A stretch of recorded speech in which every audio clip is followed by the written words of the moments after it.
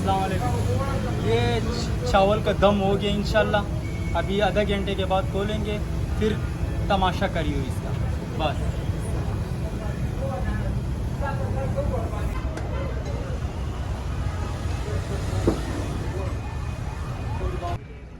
अस्सलाम वालेकुम दोस्तों, मेरा नाम सज्जाद अली और आप देख रहे हैं सज्जाद स्ट्रीट फूड्स। आज हम आए हैं अल आसिफ स्क्वायर सरदार रेस्टोरेंट पर, जहां हम देखेंगे कि काबुली पुलाव कैसे बनता है और इसको बनाने में किन किन चीज़ों का इस्तेमाल किया जाता है। दोस्तों, अफ़गानिस्तान की ज़मीन, इनकी तहज़ीब और उनके जायका, इन सब का एक जीता जागता निशानी है काबुली पुलाव। इस ख़ास डिश का असल आगाज़ होता है दोस्तों काबुल से, जहाँ लोग बड़ी मोहब्बत से इसे तैयार करते हैं। दोस्तों, बड़े बर्तन में बासमती चावल धोया जाता है, फिर नरम और जूसी गोश्त को आराम से बॉईल करते हैं। उसके बाद आता है सबसे ख़ास हिस्सा, मीठे किशमिश, कटे हुए गाजर और बादाम का तड़का। ये सब चीज़ मिलकर इस पुलाव को एक अलग ही पहचान देती है। दोस्तों, काबुली पुलाव की खुशबू इतनी तेज़ होती है कि दूर से गुजरने वाला बंदा भी रुक कर पूछता है यहाँ क्या पक रहा है। और आज काबुली पुलाव सिर्फ अफ़गानिस्तान में नहीं बल्कि पाकिस्तान, इंडिया, ईरान और सेंट्रल एशिया के लोगों के दिलों का भी हिस्सा बन चुका है। हर शादी, महफ़िल और ख़ास दावत में इसे इज़्ज़त और प्यार के साथ सर्व किया जाता है। इस डिश की एक और ख़ास बात ये भी है कि इसके बनाना बहुत वक़्त लगता है, लेकिन जब बन के तैयार होता है तो हर निवाला उस मेहनत का सबूत देता है। तो आइए मिलकर देखते हैं ये बेहतरीन सा काबुली पुलाव बनाने का प्रोसेस।